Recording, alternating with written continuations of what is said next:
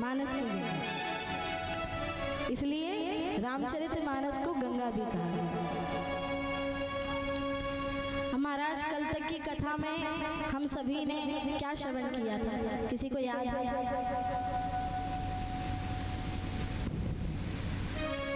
देखिए समय नहीं है तो मैं प्रश्न भी नहीं करूंगी। कल की कथा में हम सभी ने 6-7 श्लोक कौन से थे, 7 कांड कौन से हैं? गुरु वंदना, ब्राह्मण की वंदना, संत की वंदना, हम सभी ने श्रवण किया। अब कहा गया है कि रामचरितमानस के प्रथम वक्ता कौन है? भगवान भोलेनाथ। भोलेनाथ देखिए, हम कलयुग के जो प्राणी हैं वो बड़े स्वार्थी हैं। बिना स्वार्थ के हम कोई भी कार्य नहीं करते। सत्य है, कोई कार्य करते हैं? नहीं करते। तो हम कथा बिना स्वार्थ के कैसे सुनेंगे? इसलिए आप लोगों को बार बार बताया जाता है कि कथा श्रवण कर लीजिए, आप लोगों का उद्धार हो जाएगा। उद्धार होगा, स्वार्थ है तो आप लोग बैठ के कथा श्रवण कर रहे हैं। अब जिनको अपना उद्धार नहीं कराना है वो घर पे बैठे हैं, उनका कोई स्वार्थ नहीं, आए हैं चले जाएंगे जैसे आए हैं वैसे। तो एक बार की बात है कि देखिए कहा गया है कि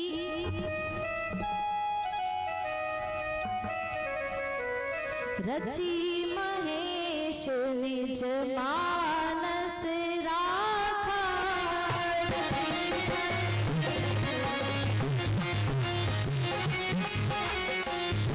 महेश निज मानस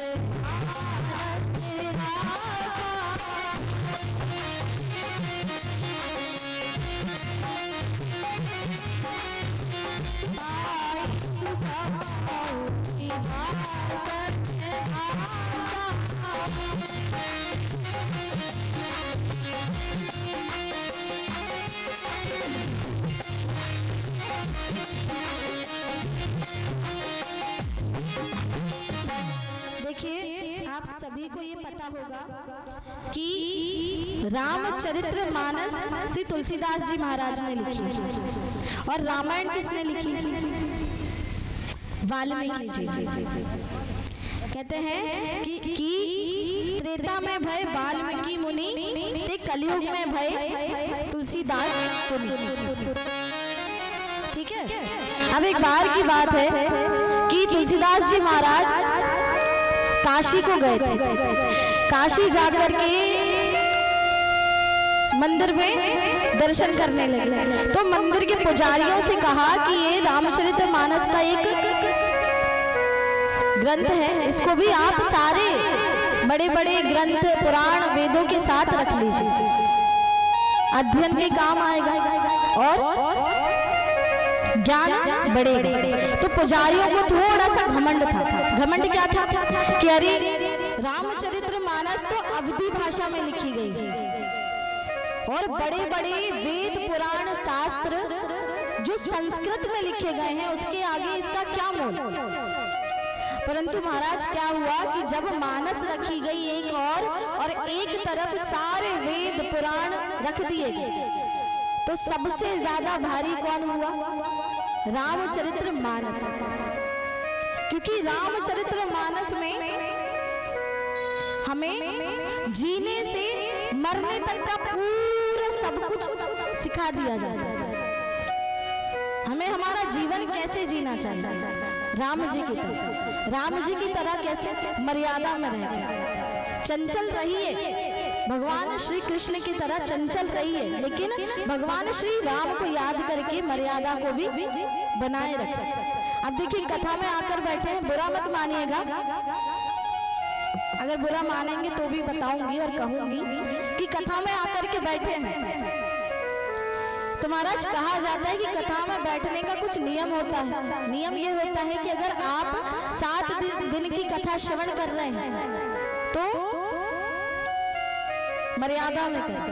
मर्यादा कैसी कि देखिए 5 दिन जैसे तैसे करके कथा श्रवण कर ली, 6वें दिन कर ली, 7वें दिन कर ली। 7वें दिन के बाद बुरा मत मानिएगा, गांव वाले पीछे बड़े बुजुर्ग भैया सब बैठे हैं, आप लोग, अब मुझे भी पता कौन करता है कौन नहीं करता है, पर मैं बोलना चाहूंगी जो करते हैं वो सीधा 7 दिन के बाद कहाँ दिखेंगे? दारू के, शराब के ठेके पे। सत्य है, सत्य है। देखिए बुरा लगेगा तो भी कहूंगी, क्योंकि बुरा लगना भी चाहिए। आप 7 दिन के बाद भी अगर वही सब कर रहे हैं तो कथा श्रवण करने का कोई भी मतलब नहीं है।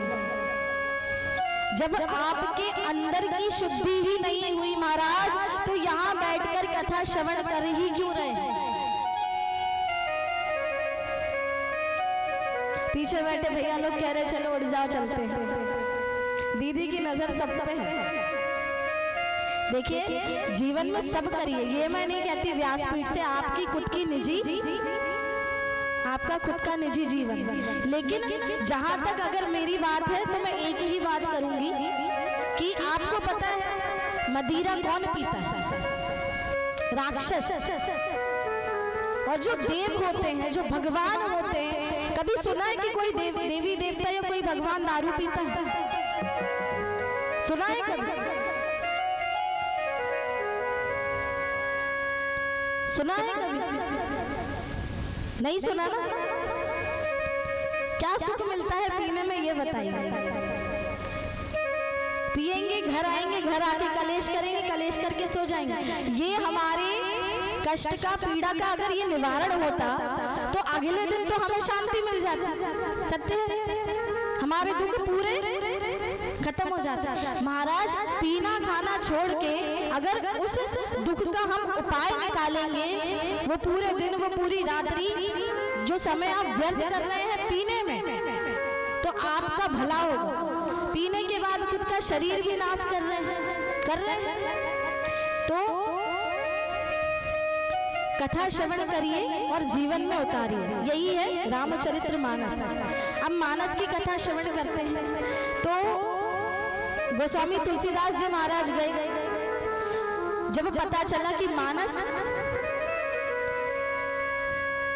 अवधी भाषा में है लेकिन महत्वपूर्ण है, तो वहीं भगवान शिव शंकर ने अपने रामचरित्र मानस में आखिरी पन्ने में हस्ताक्षर किए, सत्यम शिवम सुंदरम। आइए काशी विश्वनाथ भगवान के दर्शन करते हैं पूरे पूरे भाव के साथ। जिस किसी को भी नृत्य करना है वो अपने स्थान पर खड़े होकर नृत्य कर सकते हैं। बोलिए काशी विश्वनाथ भगवान की। तेरे डमरू की धुन सुन के मैं काशी नगरी आई।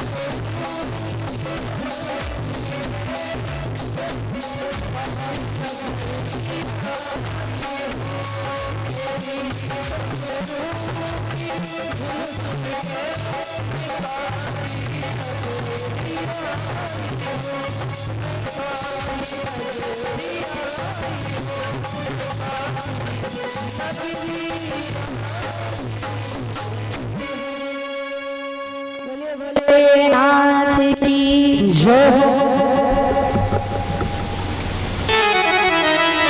आइए कथा में आगे बढ़ते हैं।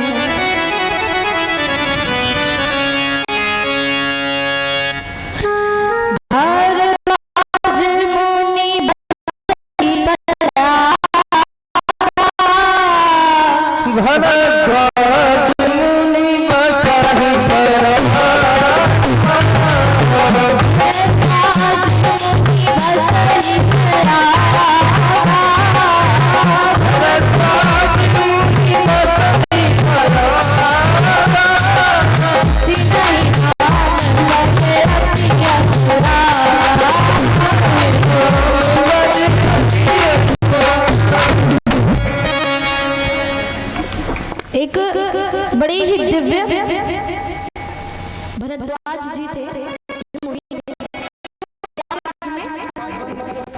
रहते थे।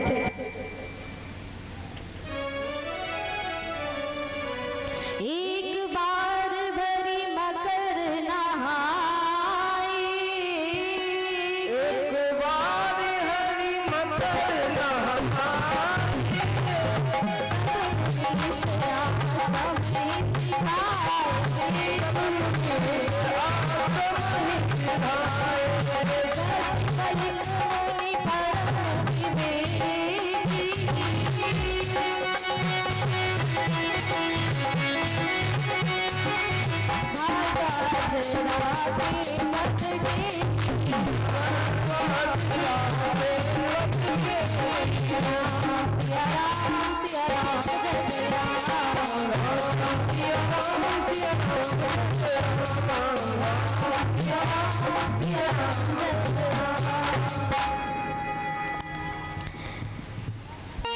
भरद्वाज मुनि प्रयागराज में था।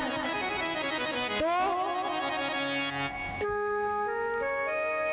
उनका याज्ञवल्क्य जी से एक प्रश्न था, जिसे सुनकर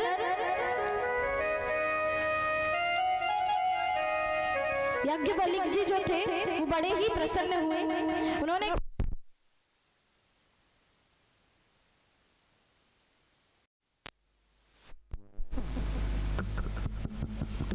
राधे राधे राधे राधे राधे राधे राधे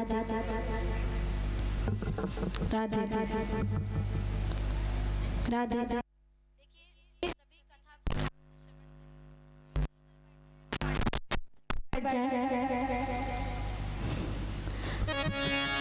तो याज्ञवल्क्य जी से भरद्वाज मुनि ने भगवान श्री राम की कथा सुनने का प्रश्न किया कि मुझे कथा सुना दीजिए। तो याज्ञवल्क्य जी बड़े प्रसन्न हो गए। अब महाराज प्रसन्न तो हुए,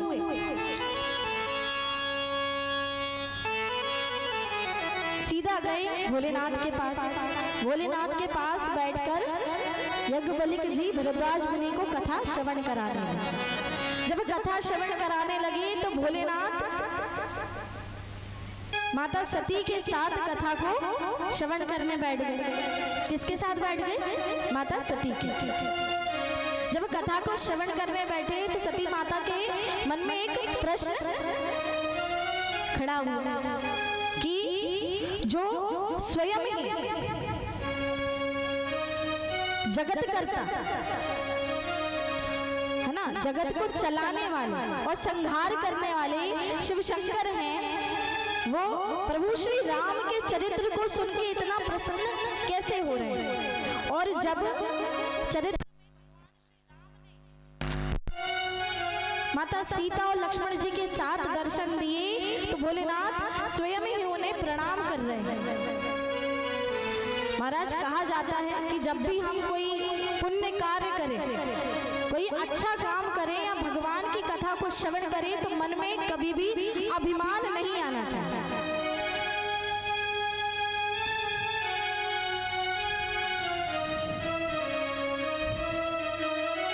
एक चौपाई आती है, संग सती जग जननी भवानी,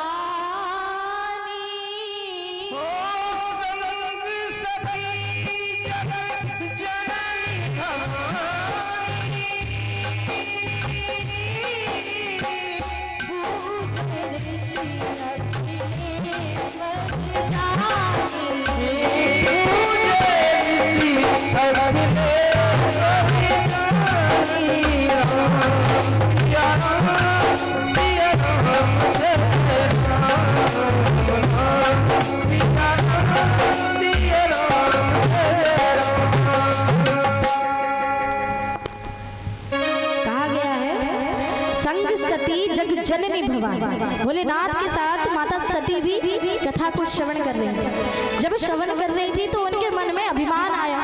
तब भोलेनाथ जी ने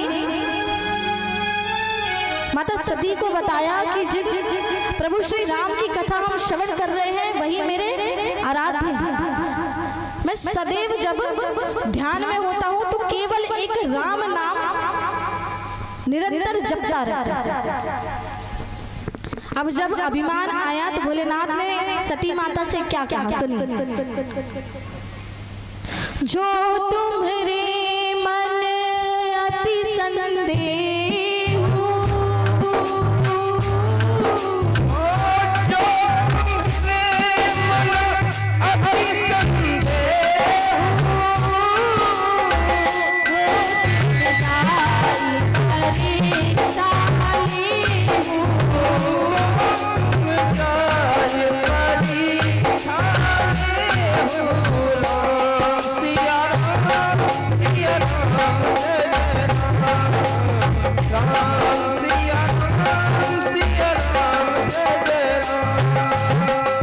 भोलेनाथ ने सती माता से कहा, अगर आपको मेरे इष्ट पर कोई भी संदेह है तो आप स्वयं जाके उनकी परीक्षा ले लीजिए। क्या कहा कि स्वयं जाकर के उनकी परीक्षा ले लीजिए। अब स्त्रियों के मन का कोई नहीं समझ सकता महाराज। हाँ, जो पति होते हैं, सभी की बात नहीं कर रही हूँ यहाँ जो बैठे हैं, पर जो पति होते हैं वे अपनी पत्नी को जो कार्य करने से मना करते हैं, पत्नियां वही कार्य करती हैं। सत्य है। पीछे भैया लोग सब बैठे हैं, बड़े बुजुर्ग, सत्य है ये बात। देखिए कुछ पत्नियां ऐसी होती हैं कि पति की बात सुनती तो है परंतु उल्टी सुनती है, होता है ऐसा। अगर पति बोलता है कि भोजन लगा दो, पत्नी क्या बोलती है, अभी नहीं लगाऊंगी, और थाली लेकर आती है, होता। पति बोलता है कि मैं बाहर को जा रहा हूँ, पत्नी क्या बोलती है, तो जाओ, मुझे क्यों बताता। फिर बाद में क्या पूछती है, कब तक आओगे, होता है ऐसा। अब एक दृष्टांत आता है कि एक पत्नी थी, तो वो अपने पति की कोई भी बात सीधे से सुनती नहीं थी। पति अगर बोलता था कि सुबह है तो वो कहती थी कि शाम है। भोजन पाना है तो वो बोलती थी नहीं पाना। तब एक बार गंगा जी में स्नान करने गए तो पति ने कहा कि अरे ज्यादा आगे मत जाना, डूब जाओ। पत्नी आगे चली गई और डूब गई। महाराज डूब तो गई, तो सभी लोग पत्नी को ढूंढने के लिए गंगा जी में गए। गंगा जी में गई तो सीधी और जाकर के ढूंढने लगे। तो वो पति ने सभी से क्या कहा कि अरे जिसने जीवन में कभी सीधी बात नहीं सुनी वो गंगा जी के बहाव में सीधा कैसे बहेगी, उल्टी ओर देखो मिल जाएगी। तो महाराज ऐसे ही माता सती चली गई राम जी की परीक्षा लेने की। अब गई भी तो किस वेश में गई, माता सीता का रूप धारण करके। अब जैसे ही माता सीता का रूप धारण करा तो भगवान श्री राम लक्ष्मण जी के साथ माता सीता की खोज में वन में भटक रहे थे।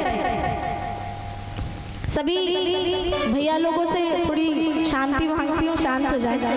तो जंगल में भटक रहे थे। अब जैसे ही माता सती सीता के रूप में जाकर के खड़ी हो गई तो सबसे पहले लक्ष्मण जी ने सती माता को प्रणाम किया। अब लक्ष्मण जी के मन में विचार आ रहा है कि सीता मैया कभी भी राम जी से आगे नहीं चलती, परंतु सती माता राम जी से आगे चल रही थी। तो लक्ष्मण जी ने समझ गए कि ये तो मेरी माता सीता नहीं है। अब वहीं प्रभु श्री राम ने क्या पूछा, कह रही माता आप अकेले आई हैं, बाबा को साथ नहीं लेके आई। अब सती माता तो समझ गई कि राम जी तो पहचान गए, यहाँ से चुपचाप चले जाना ही बेहतर। शांति से पहुंची। कहते हैं महाराज एक चौपाई आती है, जब जीवन में आप किसी भी कठिन समय से गुजर रहे हो या किसी भी मुश्किल में फंसे हुए हो तो इस चौपाई को एक बार पढ़ लेना, गा लेना, मन को शांति मिलेगी।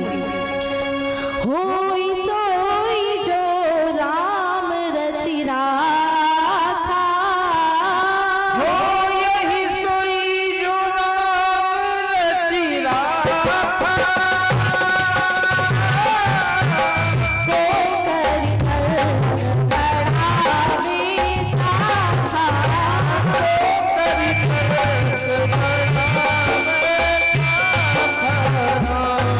सिया राम सिया राम जय राम, सिया राम जय राम। अब जैसे ही सती माता भोले बाबा के पास आई तो सबसे पहले भोलेनाथ ने माता सती से प्रश्न किया कि लेके आ गई परीक्षा, क्या हुआ। सती माता कहती अरे मैं तो ऐसे ही गई थी दर्शन करने को, मैंने कोई परीक्षा नहीं ली। अब तभी भगवान ने ध्यान लगा के देखा कि ये परीक्षा लेने तो गई लेकिन माता सीता का रूप धारण करके भोलेनाथ ने तभी ही सती माता को त्याग दिया। क्यों त्यागा, क्योंकि भगवान जो राम थे वो भोले बाबा के इष्ट देव थे। इष्ट माता सीता उनकी माँ तुल्य है, तो अब कैसे सती को अपना सकते थे? तभी त्याग दिया था। जब त्यागा तो महाराज आकाश से पुष्पों की वर्षा होने लगी। सभी देवी देवता भगवान शिव शंकर को प्रणाम करने लगे। अब जब प्रणाम करने लगे तो सती माता का प्रश्न हुआ भोलेनाथ से कि आपने कोई तो प्रण लिया है, बताइए महादेव आपने क्या प्रण लिया? भोलेनाथ कहते हैं कि आप राम जी के दर्शन करके आई हैं, इसलिए सभी पुष्प की वर्षा कर रहे हैं। अब तभी कथा आती है। जो ब्रह्मा जी के पुत्र थे प्रजापति दक्ष, उन्हें बड़ा ही अपने ऊपर अभिमान था। अभिमान किसका था? कि वो प्रजापति हैं, प्रजा के नायक हैं। तभी उन्होंने एक छोटी सी सभा का आयोजन किया जिसमें सभी देवी देवता गए थे, भोलेनाथ भी थे। तो सभी देवी देवता खड़े होकर दक्ष को प्रणाम करने लगे, परंतु ब्रह्मा जी और भोलेनाथ नहीं उठे। तो दक्ष को बड़ा क्रोध आया कि अरे चलो ब्रह्मा जी तो मेरे पिता हैं, परंतु भोलेनाथ तो मेरे जमाई हैं, वो क्यों नहीं उठे? तो महाराज बड़ा अपमान किया भोलेनाथ का। भोलेनाथ ने शांतिपूर्वक सुने और वहां से चल दिए। तभी दक्ष का मन नहीं भरा कि अरे अपमान तो कर दिया लेकिन ये कुछ बोले ही नहीं। तो दक्ष ने एक छोटा सा षड्यंत्र रचा, एक यज्ञ रखवाया जिसमें सभी देवी देवताओं का स्थान दिया है, परंतु भोलेनाथ का कोई भी स्थान नहीं दिया। तो महाराज जब स्थान नहीं दिया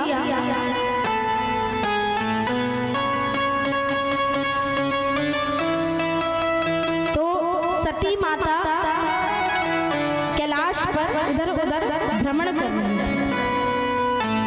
देखिए सभी कथा सुनिए ध्यान से।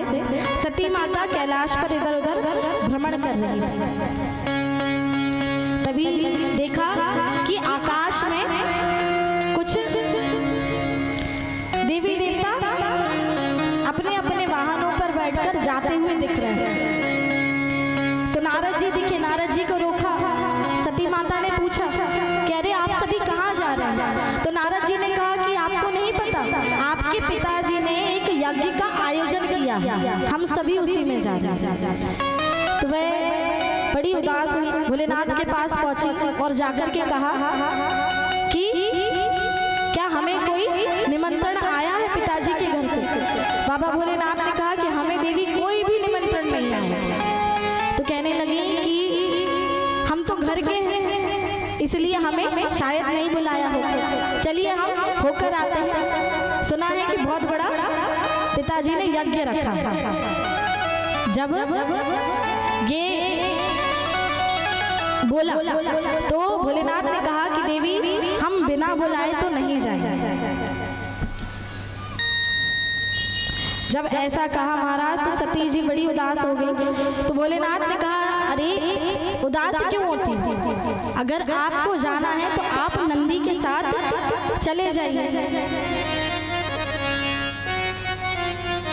तो क्या बोला भोलेनाथ ने कि नंदी को संग लेकर चले जाइए। जब हम घर से बाहर जाते हैं तो हम ये बोल के जाते हैं ना कि हम अभी थोड़ी देर में आ रहे हैं। भोलेनाथ को क्या कहना था कि होकर आइए। भोलेनाथ ने क्या बोला कि चले जाइए। क्यों? क्योंकि भोलेनाथ पहले ही सती माता को त्याग चुके थे। अब जब महाराज कहा जाता है कि बिना बुलाए कहीं नहीं जाना चाहिए, और जब अगर विवाह हो जाता है एक स्त्री का तो उसे कहीं भी निमंत्रण हो अथवा ना हो, हर जगह अपने पति को संग में लेकर ही जाना चाहिए। क्योंकि जब गठबंधन होता है और 7 फेरे होते हैं तो उसमें वचन होते हैं जिसमें कहा जाता है कि हम हर परिस्थिति में एक दूसरे के संग में ही रहें, चाहे वो अच्छी हो या बुरी। तो महाराज सती माता तो चली गई, अब जाकर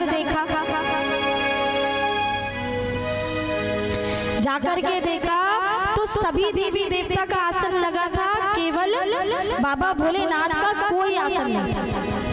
तो सती माता को बड़ा दुख हुआ।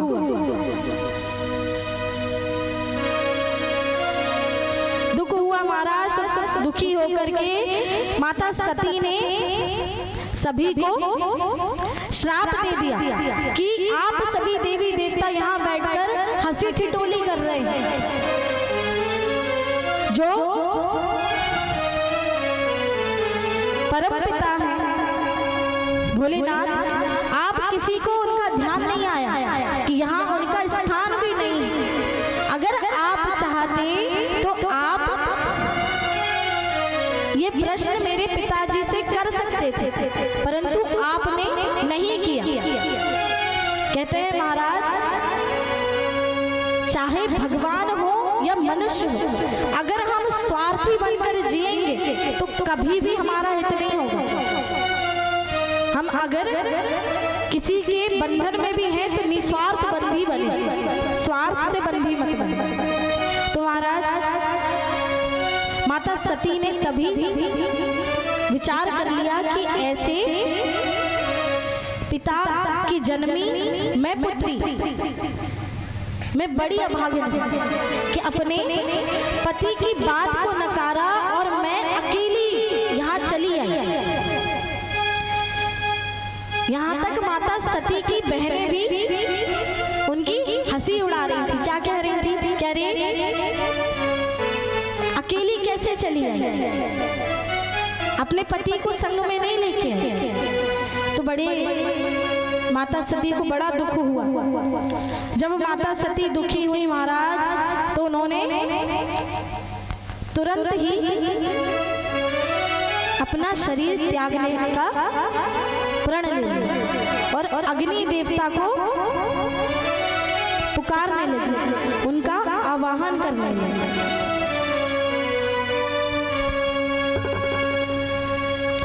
अस कही जोग अग्नि तनु जारा, अस कही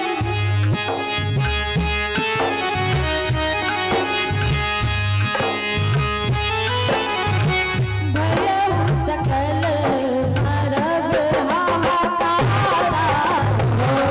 सिया राम सिया राम जय राम, राम सिया राम जय राम। परंतु अग्नि कुंड में खुद को भस्म करने से पहले माता सती ने एक मन में ही कसम ले ली कि जब भी मेरा जन्म हो और हर जन्म में मुझे भगवान शिव शंकर ही पति रूप में प्राप्त हो। जब ऐसा प्रण लेके माता सती अग्नि कुंड में चली गई, तभी महादेव को ये बात पता चला। समाचार सब शंकर पाए, समाचार सब शंकर पाए, वीर भक्त कवि को पठाए, वीर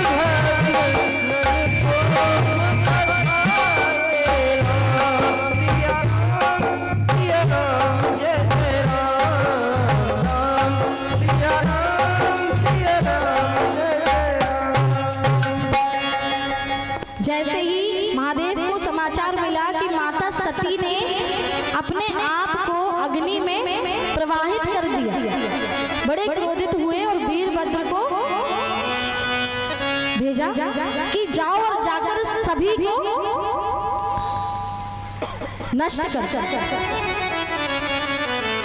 तभी वीरभद्र दक्ष के महल में पहुंचे और जाकर सभी को मारना प्रारंभ कर दिया। भोलेनाथ इस प्रकार से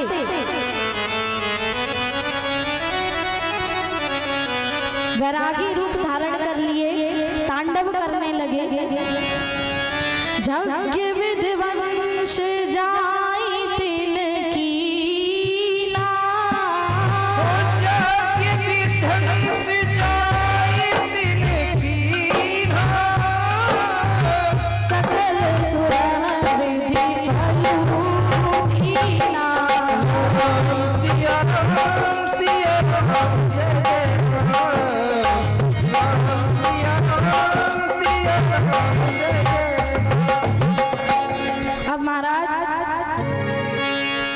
माता सती के जाने के बाद भोलेनाथ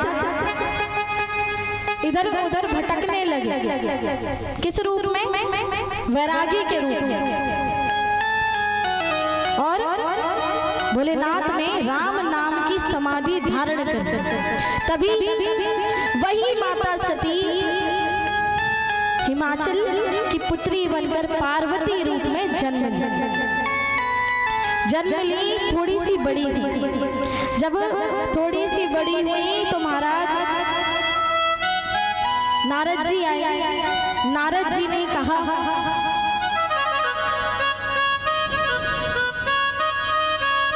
करही जाई तपुशेल कुमारी,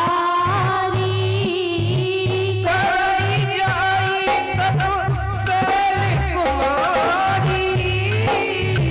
नारद कहा सो सत्य विचारी।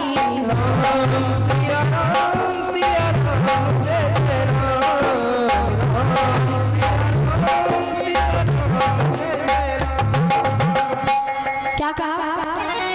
जब वे हिमाचल जी के यहाँ पर नारद जी पहुंचे तो हिमाचल जी ने प्रणाम किया और पूछा कि मेरी पुत्री का भविष्य क्या है, विवाह किसके साथ होगा? तो नारद जी ने कहा कि विवाह तो ऐसे पुरुष के साथ होगा जिसका जो कभी किसी को प्राप्त नहीं होते। और एक बात का दुख यह है कि जो राजकुमारी की तरह यहाँ पर पली बड़ी है वे सब वहां नहीं मिलेंगे। जो देखिए कृपया कर कोई बात ना करे, कथा को श्रवण करे, शांति बनाए रखे। जब ऐसा कहा महाराज तो वे बड़े परेशान हो गए। अब जब परेशान हो गए तभी भोले बाबा के पास सप्तऋषि पहुंचे कि बताने के लिए कि माता सती ने पार्वती रूप में जन्म ले लिया।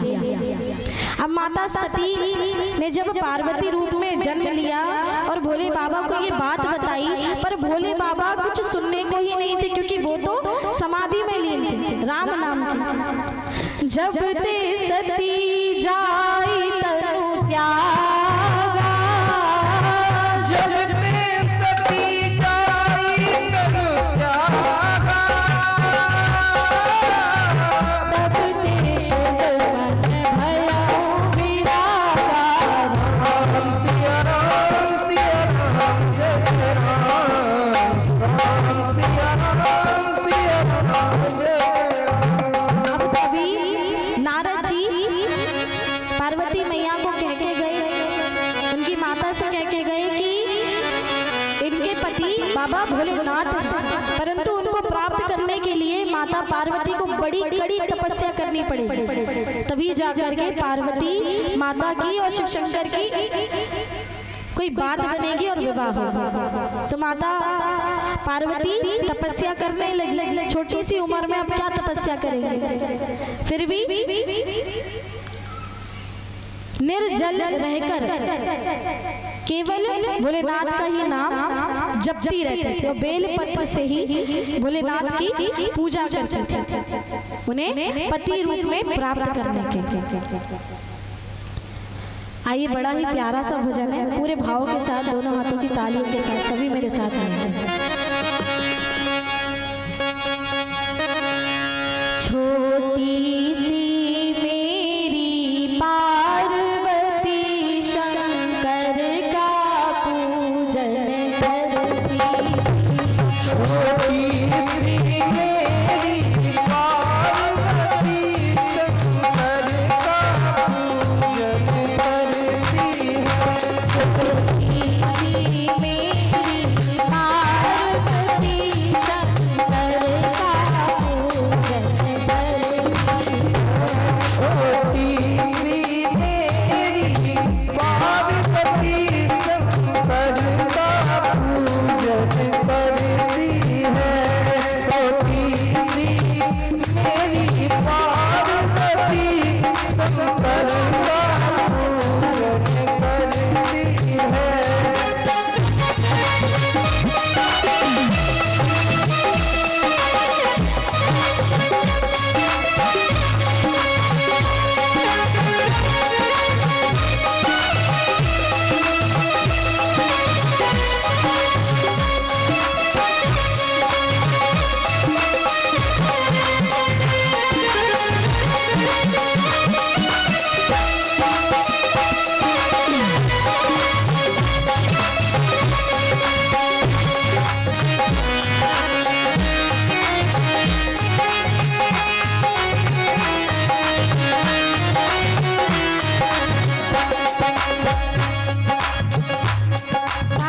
पार्वती मैया निर्जल रह कर निष्कल मन से, निर्जल रह कर निश्चल मन से, निर्जल रह कर निष्कल मन से, निर्जल रह कर निश्चल मन से, नित्य ध्यान प्रभु का करती थी।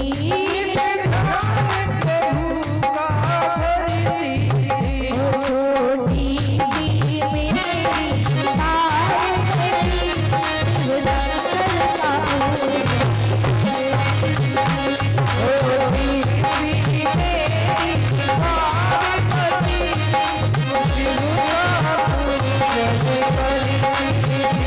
छोटी सी मेरी पार्वती शिव शंकर का पूजन करती थी।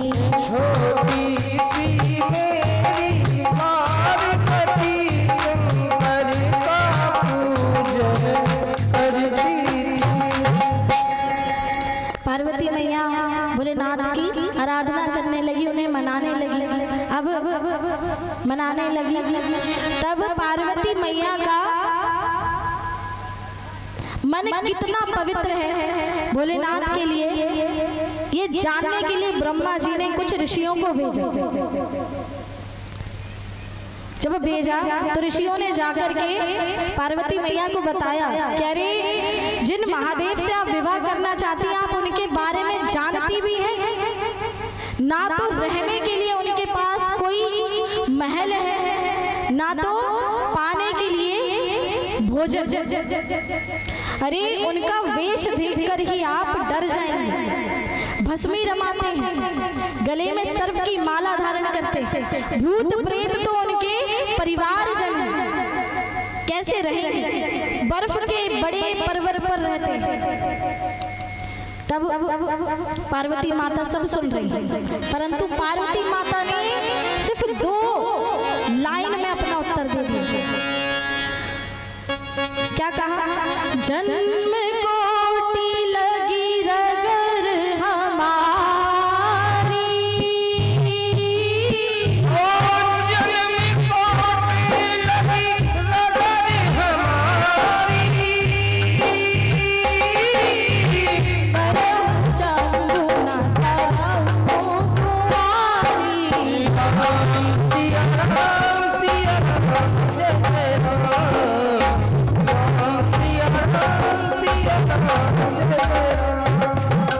क्या कहा?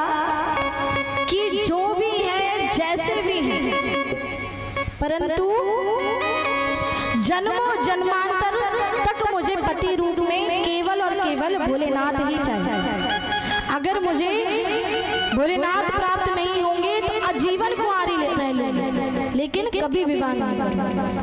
अब भोलेनाथ समाधि में थे तो सभी देवी देवताओं ने भगवान राम जी से प्रार्थना करी कि आप ही हैं जो स्वयं जाएंगे और जाकर के महादेव की समाधि से उन्हें उठाएंगे।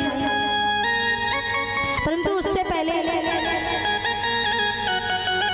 देवी देवताओं ने प्रयास किया, कामधेनु जी को भेजा, कामदेव जी को भेजा, कामदेव जी को भेजा तो महाराज भोले बाबा के नेत्र तब खुले जब एक तरफ कामदेव जी भोले बाबा को समाधि से उठाने की कोशिश कर रहे हैं और दूसरी ओर राम जी स्वयं ही खड़े हैं। जैसे ही समाधि टूटी तो नेत्रों के साथ ही भोलेनाथ का तीसरा नेत्र भी खुल गया और कामदेव जी को भस्म कर दिया। तब उनकी पत्नी ने कहा कह रे सभी देवी देवताओं के आग्रह पर कामदेव जी ने आपको समाधि से उठाया और जैसे ही भोलेनाथ ने अपने आराध्य प्रभु श्री राम को देखा तो कामदेव जी को पुनः जीवित कर दिया। प्रभु श्री राम जी ने ही महादेव से प्रार्थना करी कि अब समय आ गया है, आपको विवाह कर लेना चाहिए। माता सती ने अवतार ले लिया, जन्म ले लिया पार्वती जी के रूप। तब भोलेनाथ सीधा विवाह के लिए माने। अब महाराज विवाह के लिए तो माने, लेकिन जब हमारे यहाँ किसी का विवाह होता है तो सबसे पहले क्या होता है? लगुन लिखाती, लगुन लिखाती, लिखाती है कि हाथ उठाकर बताएं किस किस के घर लिखाती है? लिखाती। अब एक बात बताएं कि भोलेनाथ का परिवार कौन है? कोई परिवार है भोलेनाथ का? भोलेनाथ के परिवार में केवल भूत प्रेत है। अगर वो जाएंगे पार्वती जी के यहाँ पर तो कौन भोलेनाथ से विवाह करेगा? नहीं करेगा, नहीं करेगा ना। तब भोलेनाथ का परिवार कौन बना? सारी जो देवियां थी, सरस्वती जी, सरस्वती मैया, लक्ष्मी मैया, वे भोलेनाथ का परिवार में शामिल हुए। सारे भूत प्रेत शामिल हो गए। इधर पर हिमाचल जी पार्वती जी के लगुन को लेकर के आए हैं, शगुन दिया और भोलेनाथ की हल्दी प्रारंभ हुई। जब भोलेनाथ की हल्दी प्रारंभ हुई तो महाराज हल्दी की जगह लक्ष्मी मैया और सरस्वती मैया तो हल्दी लगा रही हैं। जो भूत प्रेत पिशाच हैं वे जाकर जो जो चिता तत्काल जली है उसी की भस्म उठाकर लाए हैं और वही भस्म भोलेनाथ के अंग पर लगाए जा रहे हैं। अब जब हमारे यहाँ बारात निकलती है तो दूल्हा दुल्हन खूब सजते हैं, तैयार होते हैं कि नहीं? तो दुल्हने तो बड़े अच्छे से लहंगा पहन लेती हैं और जो दूल्हा होता है बड़ा शेरवानी पहनेगा, पगड़ी रखेगा, साफा रखेगा, तिलक लगाएगा। अब हमारे भोले बाबा का श्रृंगार देखिए, भोले बाबा का श्रृंगार भूत प्रेत कैसे कर रहे हैं कि अब इन्हें पहनाए क्या? भोलेनाथ तो क्या पहनते हैं? भोलेनाथ किसको पता है क्या पहनते हैं? बागंबर। तो जाकर जंगल में जो मरा हुआ सिंह है उसको उठाकर लाए और बागंबर बना के भोलेनाथ को पहना दिया। अब दूल्हा माला पहनता है तो माला क्या पहनता है? वासुकी को पकड़ के लेके आए और गले में पहना दिया। अब महाराज साफा पहनते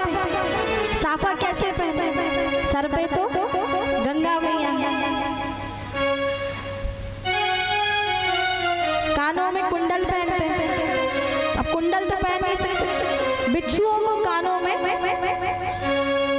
पहना दिया। बड़े अच्छे से अब हमारा जो साधारण दूल्हा होता है वो क्रीम पाउडर इत्यादि तैयार होता है, तो भोलेनाथ को सभी भूत प्रेत भस्म लगा रहे हैं कि भोले बाबा गोरे गोरे हो जाएंगे, सुंदर दिखने लगेंगे। अब वो तो भूत प्रेत है, परिवार है। तो इस प्रकार से भोलेनाथ को सजाया जा रहा है। एक और पार्वती मैया जो तैयार हो रही है, सज रही है अपने विवाह के लिए।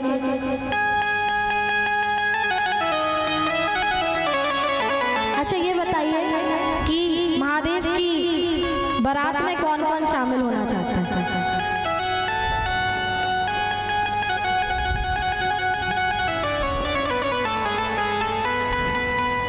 कौन कौन शामिल होना चाहता है?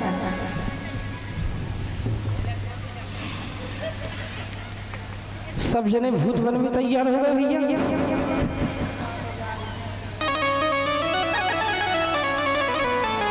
देखिए भोलेनाथ की बारात में शामिल होना है तो एक बात ध्यान से सुन लीजिए, सारे भूत प्रेतों के साथ शामिल होना पड़ेगा।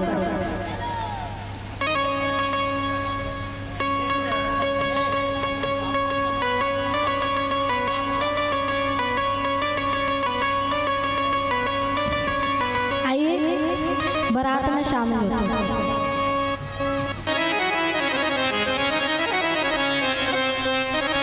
सज रहे भोले बाबा निराले दूल्हे में, सज रहे भोले बाबा निराले दूल्हे में, सज रहे भोले बाबा निराले दूल्हे में, सज रहे भोले बाबा निराले दूल्हे में। बारात में आप बैठे बैठे शामिल होते हैं। जब हमारे घर में बारात निकलती है तो हम खूब बैंड बाजा डीजे बुलाते हैं, खड़े होकर खूब नृत्य करते करते पूरे रोड पर पहुंचते हैं कि नहीं पहुंचते? बारात अपने अपने स्थानों पर खड़े हो जाते हैं। निराले दूल्हे में मतवाले दूल्हे, निराले दूल्हे में मतवाले दूल्हे में, सज रहे भोले बाबा निराले दूल्हे में, सज रहे भोले बाबा निराले दूल्हे में, सज रहे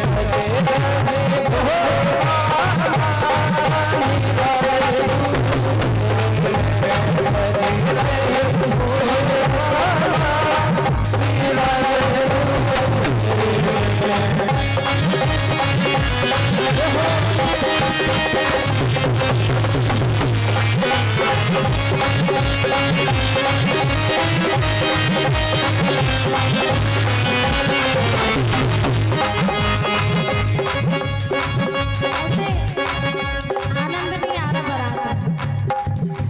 आपसे अच्छे तो भूत प्रेत इधर उधर नच रहे होंगे भजन सुन के। सभी से आग्रह करूंगी, सभी अपने अपने स्थान पर दोनों हाथों को उठाकर रखें।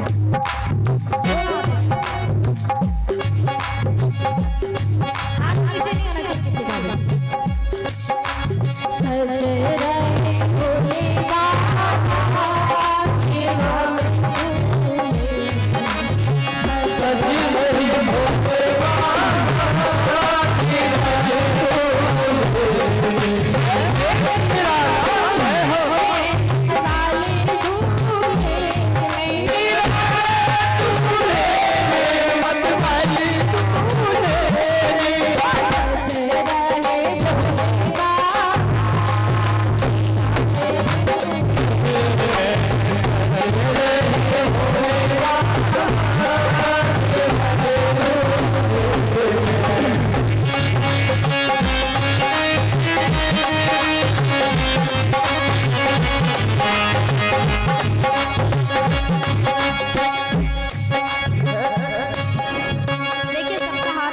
पूरा पूरा नृत्य करें।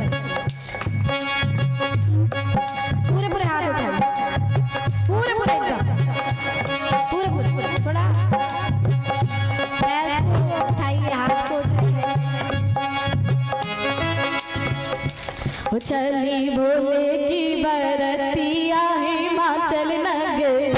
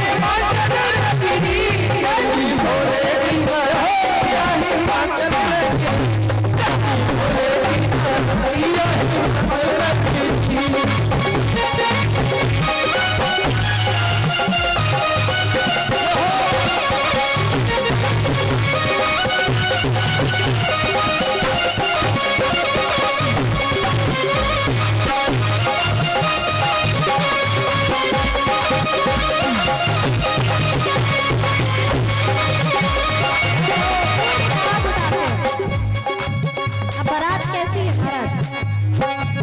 बूढ़े बेल पर शिव जी आए, बूढ़े बेल पर शिव जी आए, बूढ़े बेल पर शिव जी आए, बूढ़े बेल पर शिव जी आए। सज गए सभी बाराती आए, सज गए सभी बाराती आए, सज गए सभी बाराती आए।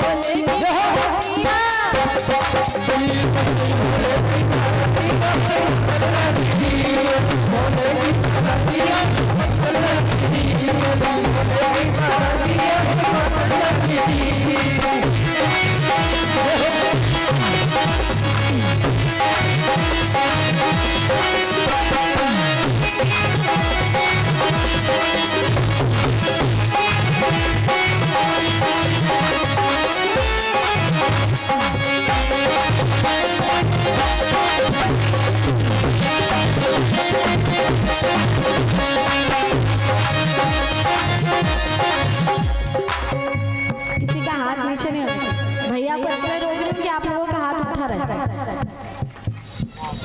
पूरे पूरे हाथ उठाइए। शिव जी बिहाने चले, शिव जी बिहाने चले,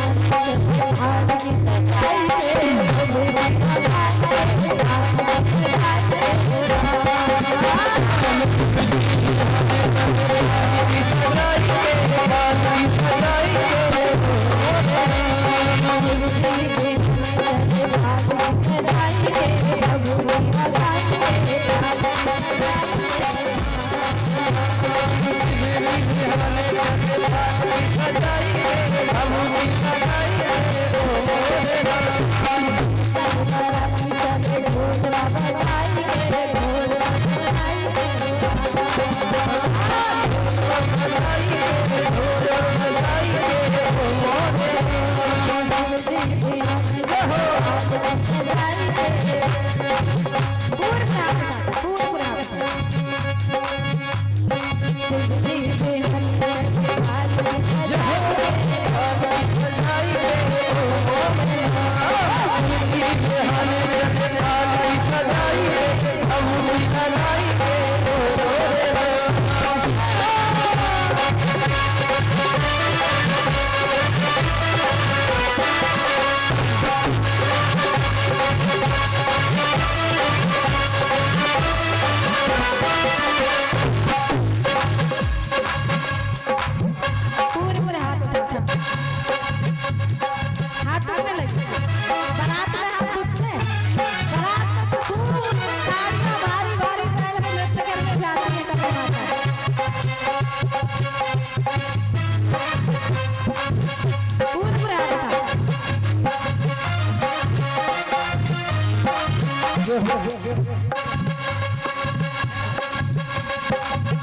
और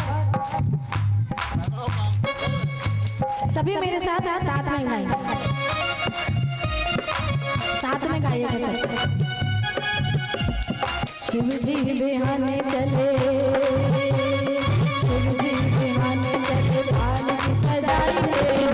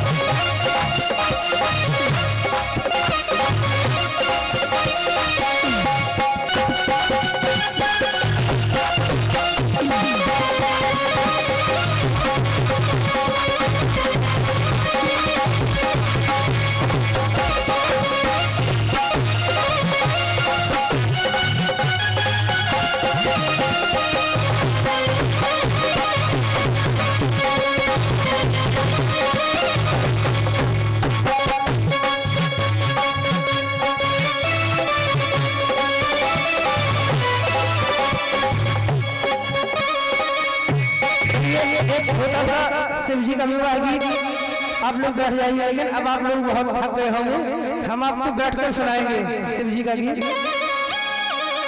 अब जैसा कि आप लोगों को सभी को पता है, सभी लोग पहले ये बताइए किस किस को पता है शिव जी का विवाह कब हुआ था? सतयुग में। लेकिन अब क्या चल रहा है? कलयुग। अब भोले बाबा का विवाह अपन लोग कलयुग में करते हैं, ठीक है। अब अगर कलयुग की तो आप दशा देख ही रहे हैं, कितने अच्छे अच्छे लोग हैं। अगर भोले बाबा का विवाह शायद कलयुग में होता तो कैसे होता? आजकल के भूत भी स्पेशल होते, बाराती भी स्पेशल होते, सब कुछ अलग प्रकार के। तो चलते हैं एक झांकी ले चलते हैं।